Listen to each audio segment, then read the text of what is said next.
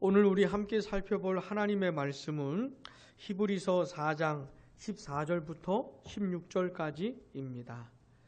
우리 한 절씩 읽고 마지막 절 함께 읽겠습니다. 그러므로 우리에게 큰 대제사장이 계시니 승천하신 이 곧 하나님의 아들 예수시라. 우리가 믿는 도리를 굳게 잡을지어다.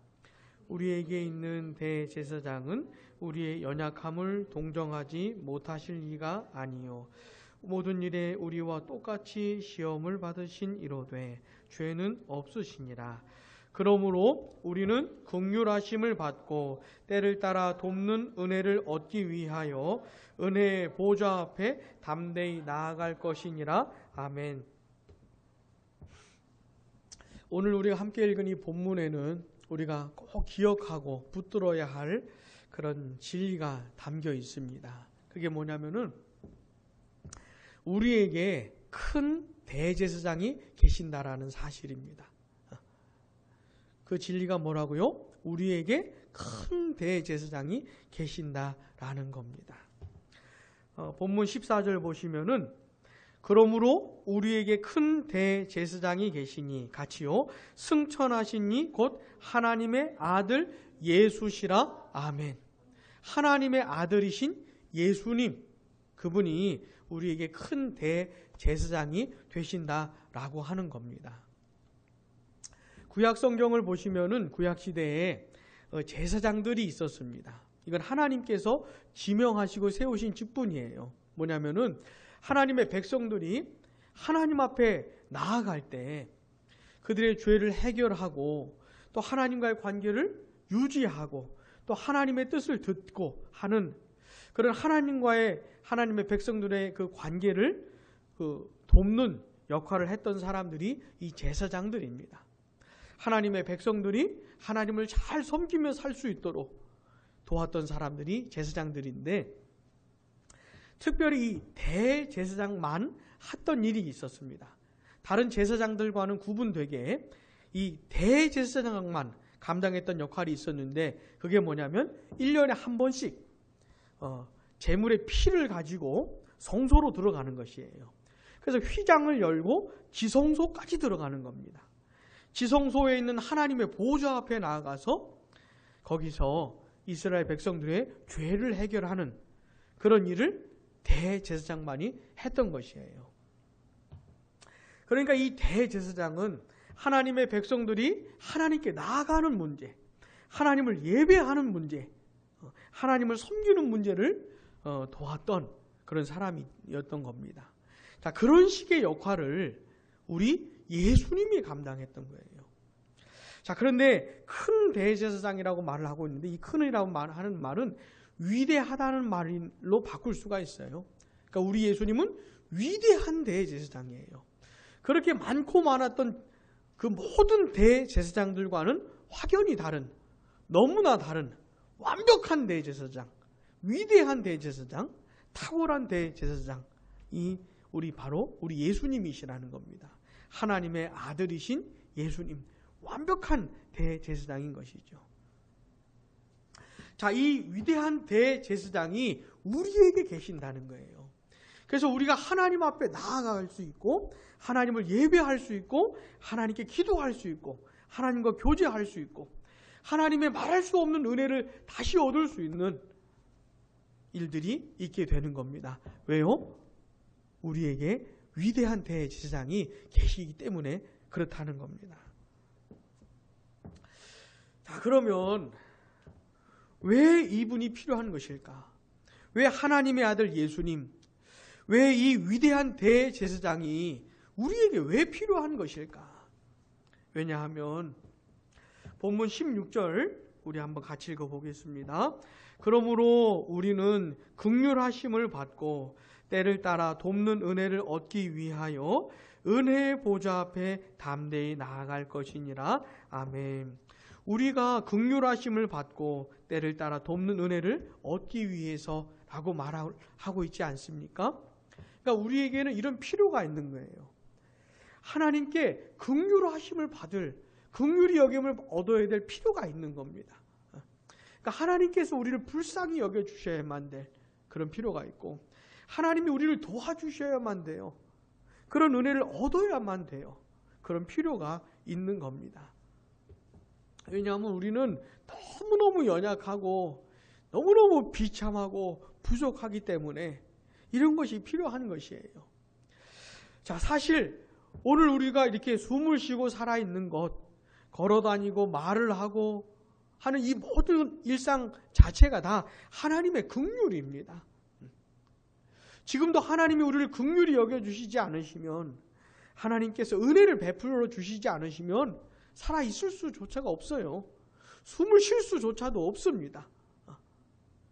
그러니까 이런 것 자체가 다 하나님의 은혜예요. 하나님의 은혜가 아니면, 긍휼이 아니면 존재할 수 없고 살아있을 수 없고 아무것도 할 수가 없는 겁니다. 사람들이 몰라서 그렇지, 인정을 안 해서 그렇지, 이거 다 하나님의 은혜예요. 하나님의 긍휼입니다. 자, 그런데 우리가 살다 보면은 특별히 더 필요할 때가 있어요. 그냥 태어나서 죽을 때까지 다 하나님의 은혜가 필요하지만 살다 보면 특별히 더 하나님의 은혜, 날 도와주시는, 불쌍히 여겨주시는 은혜가 필요할 때가 있습니다. 여러분, 우리가 살다 보면 죄를 지을 때가 있잖아요. 하나님이 분명히 싫어하시는 것인데 죄를 짓고, 죄를 지으면 내 영혼이 망가지거든요. 응? 내 영적인 상태가 나빠져요. 황폐해져요. 근데 죄를 지으면 하나님 앞에 나아가서 용서를 구해야 되잖아요. 또 죄 용서를 받고 하나님과의 관계가 회복이 되어야 되지 않습니까? 그런 때 하나님의 긍휼이 필요해요. 내가 죄를 짓고 하나님 앞에 다시 나아가서 죄를 용서받고 다시 하나님과의 관계가 회복되는 것에 하나님의 긍휼이 필요한 겁니다. 근데 어떤 때는 죄를 짓고 하나님 앞에 나아가서 해결을 해야 되는데, 어떤 때는 죄를 짓고서도 나아갈 생각도 안 해요. 하나님과의 관계가 멀어지고 깨어지고 내 영혼이 참 황폐해지고 비참해졌는데도 불구하고 별로 하나님 앞에 나아가고 싶은 생각이 별로 안 드는 거예요. 그런 의지가 별로 없어요. 그런 상태로 떨어질 수도 있는 겁니다. 자, 그때는 더 하나님의 긍휼이 필요한 것이죠. 더. 하나님 앞에서 내 영혼이 각성하고 싶은 마음이 생겼어요. 막 깨어나고 싶은 마음이 생겼어요. 그럼 어떻게 됩니까? 하나님 앞에 나아가서 하나님 나를 살려주시라고, 깨워주시라고, 내가 좀 회복되고 싶다고, 내 영혼이 그렇게 하나님 앞에 나아가서 기도하고 매달리고 막 이렇게 해야 되는데, 그때도 하나님의 긍휼이 필요하지요. 근데 어떤 때는 막 그런 상태예요. 지금 막 하나님 앞에서 매달리고 몸부림쳐야 될 그런 영적인 상태인데 어떤 때는 나아갈 생각이 없어요. 회복되고 싶은 마음도 없어요. 그냥 어떻게 해야 될지를 모를 아주 비참한 상태로 떨어졌는데 그냥 그 상태에서 계속 지내고 있는 것이에요. 그럼 어떻게 합니까? 더 하나님의 긍휼이 필요하죠. 왜요? 하나님이 이런 우리를 깨워주셔야 되거든요. 전혀 정신 차리지 못하고 생각하지 못하는 이런 우리를 하나님이 깨워주셔야 되니까, 살려주셔야 되니까 하나님의 긍휼과 은혜가 더 필요한 것이죠. 또 우리가 살다 보면 큰 병에 걸릴 수도 있습니다. 큰 병에 걸려서 손가락 하나 움직이지 못하는 그런 육체적인 상태가 될 수도 있어요. 큰 사고를 당해가지고 목숨 하나 남겨놓고 다 망가지고 다 다치는 그런 상황이 될 수도 있는 겁니다. 아니면 집안에 큰 일이 터져가지고 이건 도저히 어떻게 해야 될지 모르는, 앞이 캄캄해지는 그런 일이 벌어질 수도 있는 것이죠. 특별히 이런 때는 하나님의 긍휼과 은혜가 특별히 더 필요한 겁니다. 특별히 더 필요한 것이죠. 자, 근데 문제는 뭐냐면 이런 하나님의 은혜, 도와주신 은혜, 이런 하나님의 긍휼을 우리가 하나님 앞에 나아가서 하나님께 받아야 되잖아요.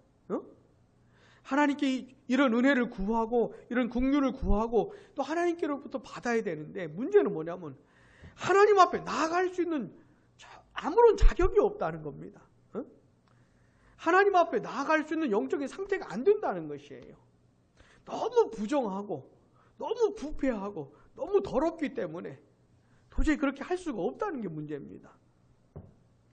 특별히 본문 12절 히브리서 4장 12절부터 13절을 보시면은 하나님의 말씀이 영혼들에게 행하는 그 놀라운 역사를 말해주는데 12절 13절 같이 읽어보겠습니다.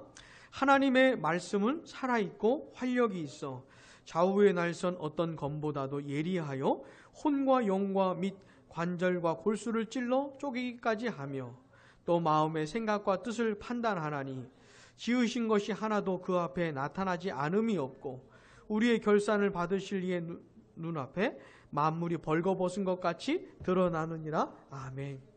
하나님의 말씀이 살아있고 활력이 있다는 겁니다. 생명력이 있다는 것이에요. 그래가지고 좌우의 날선 검처럼 좌우의 날이 선 예리한 검이 우리 몸으로 파고들면 이 뼈와 살을 이렇게 파고들 거 아닙니까? 우리의 몸을 찔러 쪼갤 수가 있는 거 아닙니까? 그런 것처럼 하나님의 말씀이 우리의 마음과 뜻을 찔러 쪼개는 일을 한다는 것이에요. 내 영혼이 하나님 앞에서 어떤 상태인지 찔러서 쪼개놓는, 그래서 이렇게 드러내는 그런 역사를 하나님의 말씀이 한다는 겁니다. 이게 하나님의 말씀이 갖고 있는 놀라운 것이에요. 성령께서 하나님의 말씀으로 이런 역사를 하십니다. 우리가 개인적으로 성경을 읽을 때, 특별히 선포되는 하나님의 말씀을 들을 때 성령께서 역사하시면 내가 지금 하나님 앞에서 어떤 상태인지, 내 영혼이, 내 마음이 지금 하나님 앞에서 어떤지, 내 생각과 뜻이 어떤지 성령께서 다 드러내게 하셔요. 그래서 하나님 앞에서 그냥 잘 지내고 있는 줄 알았는데, 신앙생활 잘하고 있는 줄 알았는데 성령께서 말씀으로 역사하시면 우리의 죄를 드러내고 내 마음속 깊은 곳에 숨어져 있는 죄를 드러내고 우리가 은밀하게 행하는 죄악을 드러내고 얼마나 비참하고 황폐한지 다 드러내고 내 상태가, 이런 역할을 성령께서 하시는 겁니다. 그래서 13절에서 말하는 것처럼 만물이 벌거벗은 것 같이 하나님 앞에 드러나게 되는 이런 역사를 성령께서 말씀으로 행하시는 것이에요. 자, 그런데 우리 하나님은 어떤 분이시냐면 우리를 다 아시고 보시는 분이세요. 우리의 모든 것을 다 아시는 분이세요. 벌거벗은 것처럼. 그러니까 내 마음, 내 생각, 내 삶, 그 어떤 것 하나도, 작은 것 하나도 하나님 앞에 숨길 수 있는 것이 아무것도 없어요. 다 아시기 때문에. 우리 하나님은 이제까지 우리가 태어나가지고 이제까지 살아오는 그 모든 시간 하나님이 다 보고 계셨어요. 오늘 하루만 해도 아침에 눈을 떠서 지금 예배드리는 이 시간까지 하나님 우리를 다 보셨어요. 내 마음, 내 생각, 내 뜻, 내 행동, 내 말 다 듣고 보시고 다 아시는 분이세요. 그러니까 우리는 그냥 벌거벗은 것처럼 드러날 수밖에 없어요. 하나님 앞에. 한번 생각을 해보시기 바랍니다. 그렇다면 이 하나님 앞에 우리가 설 수 있습니까? 내 마음 다 알고 계시고 내 생각도 다 아시는 이 거룩하신 하나님 앞에 내가 하나님 앞에 나아갈 수가 없잖아요. 죄가 너무 많고 내 마음이 너무 더럽고 내 생각이 너무 부패하고 하나님 앞에 도저히 나아갈 수가 없잖아요. 이게 바로 우리이기 때문에 우리에게 대제사장이 필요한 겁니다. 사랑하는 여러분, 우리는 하나님의 긍휼이 간절해요. 절실해요. 하나님의 도와주시는 은혜가 너무너무 절실해요. 그런 거 없으면 살 수가 없어요. 존재할 수도 없고 아무것도 할 수가 없어요. 근데 우리는 하나님 앞에 나아갈 수가 없기 때문에, 너무 더럽고 죄가 많아서 나아갈 수가 없기 때문에 우리에게 누가 필요한 겁니까? 대제사장이 필요한 것이에요. 우리가 너무너무 더럽고 부패했다 할지라도, 아무리 죄가 많다 할지라도 하나님 앞에 나아가서 하나님의 긍휼을 다시 얻고 하나님의 은혜를 다시 얻을 수 있도록, 그렇게 우리가 하나님 앞에 나아갈 수 있도록 도와주시는 대제사장이 필요한 겁니다. 이분을 통해서 우리가 하나님 앞에 나아갈 수 있게 되는 것이죠. 사랑하는 여러분, 우리에게 있는 대제사장 누구시라고요? 예수님이셔요. 하나님의 아들 예수님이세요. 근데 어떤 대제사장입니까? 위대한 대제사장이세요.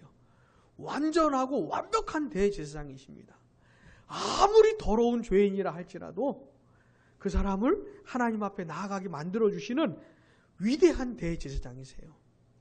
그러니까 우리가 하나님께 나아가는 것은 우리에게 어떤 공로가 있어서가 아니에요. 내가 깨끗하고 선한 이런 것이 전혀 아니고 우리의 대제사장이 완벽하기 때문에 가능한 겁니다. 내가 아무리 부족해도 이분이 완벽하기 때문에 가능한 것이에요. 사랑하는 여러분, 우리 예수님께서 대제사장으로서 감당하신 일이 있었습니다. 우리의 죄를 해결하고 우리가 하나님 앞에 나아갈 수 있도록 감당하신 일이 있었어요. 그게 뭡니까? 그게 뭐예요? 십자가에서 우리의 죄를 해결하신 겁니다. 태어날 때부터 악한 본성을 가지고 태어나서 수십 년 죄 지으면서 살았던 우리를 대신해서 예수님이 죄값을 치러주신 거예요. 우리가 받아야 될, 내가 받아야 될 하나님의 진노와 저주와 영원한 형벌, 내가 지옥에 떨어져서 내가 받아야 될 그 영원한 고통을 예수님께서 대신 다 받으신 겁니다. 그래서 예수님께서 그렇게 고난당하시고 고통당하시고 십자가에서 다 그런 것들 다 받아내시고 마침내 하나님께 버림을 받으신 것이죠. 예수님은 그렇게 우리를 대신해서 십자가에서 죽으심으로 이 모든 죄를 해결해 주신 겁니다. 이제는 누구든지 십자가에서 피 흘려 죽으신 예수님을 믿으면, 진실하게 믿으면 그 모든 죄를 다 용서받게 되는 것이에요. 용서받게. 게다가 우리는 예수님을 통해서 예수님이 이루신 그 의를 힘입어서 하나님 앞에 또한 나아갈 수도 있는 것이죠. 자, 근데 오늘 본문 14절에 보시면은 특별히 예수님을 승천하신 분이라고 말을 해주고 있습니다. 예수님은 십자가에서 죽으심으로 우리의 죄를 완벽하게 해결하셨어요. 이제는 하나님 앞에 나아갈 수가 있게 된 겁니다. 근데 14절에서는 특별히 예수님을 승천하신 분이라고 강조를 하고 있는데, 예수님이 죽으시고 부활하신 이후에 하늘로 하늘에 올라가시지 않았습니까? 그 다음에 하나님 보좌 우편에 앉으셨는데, 그러니까 지금 그거를 강조하고 있는 것이에요. 우리의 위대한 대제사장이 지금 하나님 보좌 우편에 계신 것을 지금 강조하고 있는 겁니다. 자, 예수님이 십자가에서 죽으신 것은 승천하시기 전에 감당하신 것이에요. 그러면 승천하셔서 하나님 보좌 우편에서 지금도 대제사장으로서 감당하시는 역할이 있는 겁니다.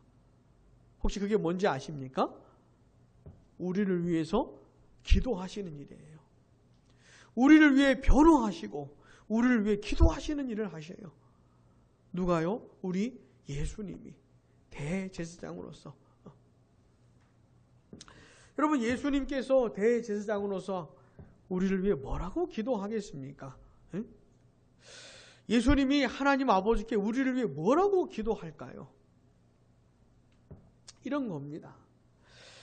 이 사람이 하나님 아버지, 이 영혼이 아무리 부족하고 아무리 죄가 많고 그렇다 할지라도 내가 이 사람을 위해서 대신 죽었습니다.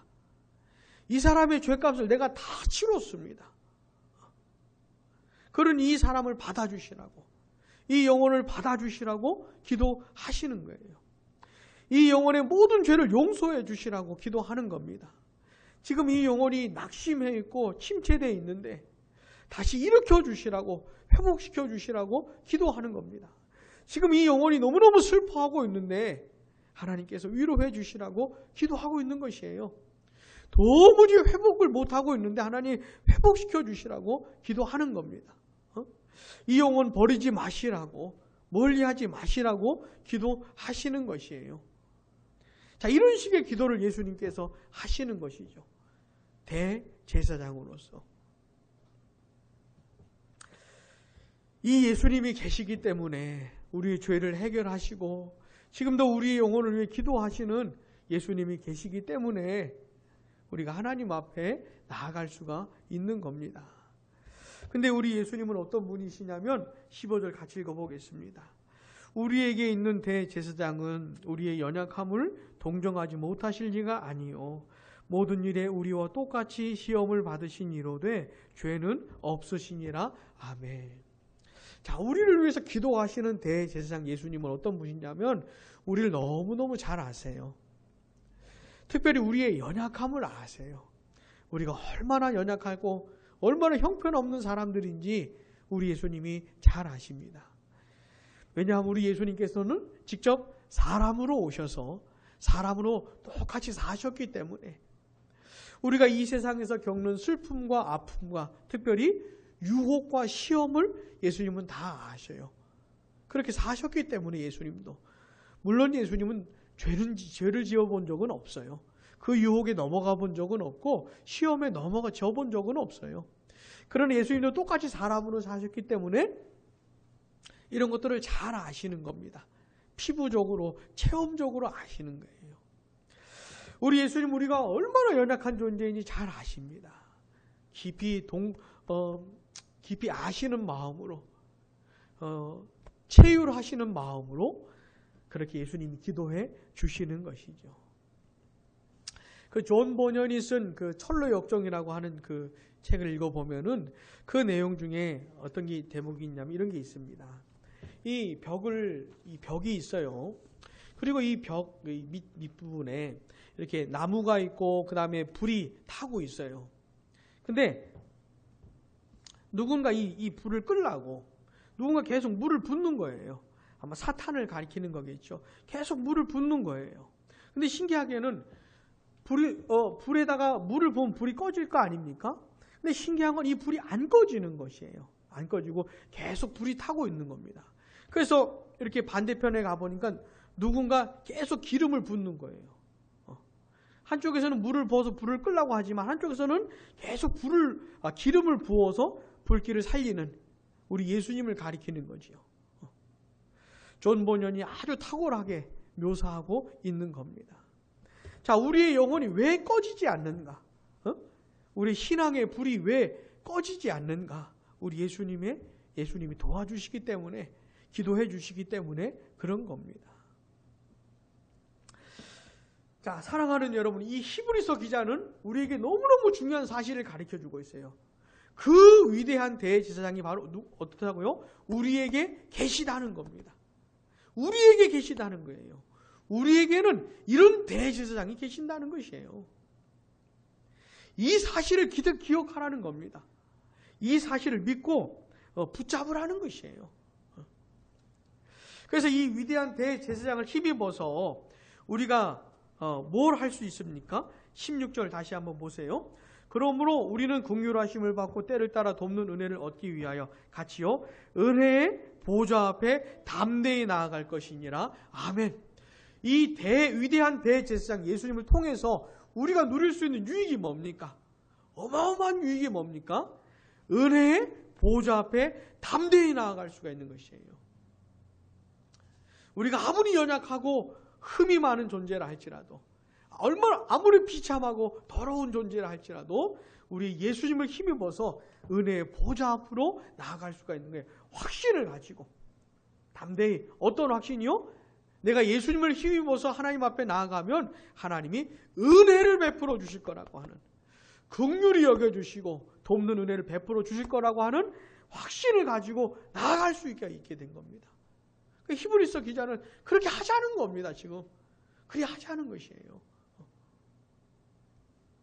사랑하는 여러분, 예수 그리스도께서 우리 앞에 어마어마한 길을 열어놓으셨어요. 어떤 길이요? 은혜의 보좌 앞으로 담대히 나아갈 수 있는 길. 구약시대에 보면은 이 지성소 안에 하나님의 보좌가 있었거든요. 근데 그 앞에 휘장을 가리고 있어서 아까도 설명드렸지만 다른 사람들은 절대로 휘장 안으로 들어갈 수가 없어요. 근데 대제사장만 그것도 1년에 딱 한 번 제물의 피를 가지고 딱 한 번 들어가는 것이에요. 근데 우리에게는 어떤 은혜가 있습니까? 예수님을 힘입으면 얼마든지 언제든지 들어갈 수가 있는 것이에요. 은혜의 보좌 앞으로, 하나님의 보좌 앞으로 언제든지 나아갈 수가 있는 겁니다. 자, 우리는 언제든지 하나님을 예배할 수 있어요.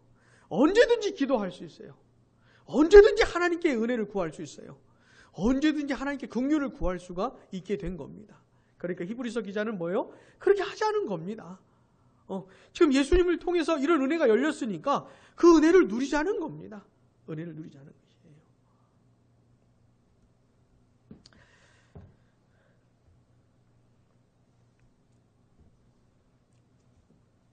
사랑하는 여러분, 오늘 우리가 살펴본 내용을 꼭 기억하시기 바랍니다. 이거는 예수님을 믿는 사람만 누리는 것이에요. 예수님을 믿는 사람만. 그래서 이 예수님을 힘입어서 자주 나아가시기 바랍니다. 은혜의 보좌 앞으로 자주 나아가세요. 많이 나아가세요. 그래서 하나님께 도움을 구하세요. 긍휼을 구하세요.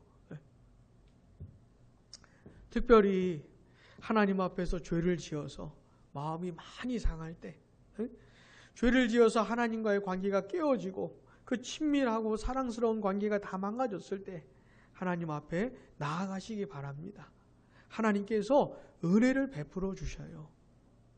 그 많은 죄 용서해 주시고 하나님이 은혜를 베풀어 주시고 다시 하나님과의 사랑스러운 관계로 회복시켜 주셔요.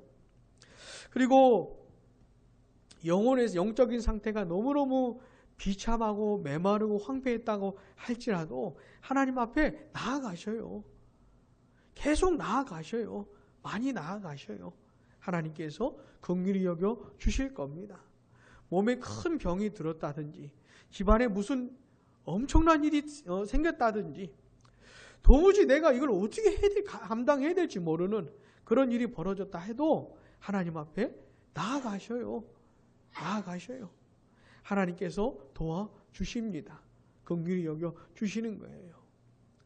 사랑하는 여러분, 부디 계속 나아가셔요. 이건 예수님이 어마어마한 희생을 치르시면서 우리에게 허락해 주신 놀라운 것입니다. 하나님을 찾으시고 나아가시고 그래서 하나님이 베푸시는 은혜, 긍휼 얻으시기 바랍니다. 사랑하는 여러분, 예수 믿는 사람은 그렇게 사는 것이에요. 자기 힘으로, 자기 지혜로, 자기 능력으로 사는 게 아니고 내가 얼마나 부족하고 얼마나 연약하고 얼마나 참 그런 사람인지 철저하게 깨달으면서 그런 것에 매여 살지 않고 그런 자기 자신 기대해서 사는 게 아니라 이제는 이 은혜로우신 하나님 언제든지 날 받아주시고 언제든지 도와주시고 긍휼히 여겨주시는 이 하나님을 힘입어 사는 겁니다. 예수 믿는 사람들은 그런 걸 경험하면서 사는 것이에요. 그래서 내 인생 내 능력으로 사는 게 아니구나. 내 힘으로 사는 것이 아니구나. 하나님의 힘으로 사는 것이구나. 하나님의 능력으로 사는 것이구나. 이런 것들을 자꾸 맛보면서 사는 겁니다. 맛보면서. 근데 지금도 많은 사람들이 이 은혜를 누리지 못하고 살아요. 진짜 예수 믿는 사람이긴 한데 이런 내용들을 잊어버리고 잘 생각하지 못하고 사는 경우도 되게 많습니다. 그래서 히브리서 기자는 우리에게 이렇게 권면을 해줍니다. 본문 14절 마지막 부분 우리가 같이 읽어보겠습니다. 시작. 우리가 믿는 도리를 굳게 잡을지어다. 아멘. 우리가 믿는 도리를 굳게 잡을지어다.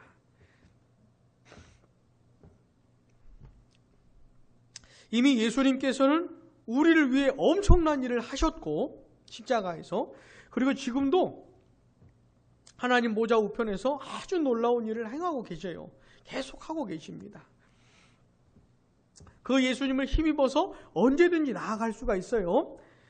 우리는 바로 그걸 믿는 겁니다. 이게 우리가 믿는 도예요. 우리가 믿는 도입니다. 진짜 예수님을 믿는 사람들은 다 이거 믿습니다.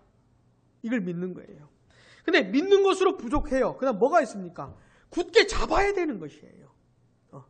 우리가 믿는 도리를 계속 누리려면 우리가 일상생활 가운데 일상적으로 하나님 앞에 나아가고 자주 나아가고 하나님을 만나고 하나님의 긍휼과 도움을 얻는 이런 것들을 우리가 자주 누리고 많이 누리려면 어떻게 해야 돼요?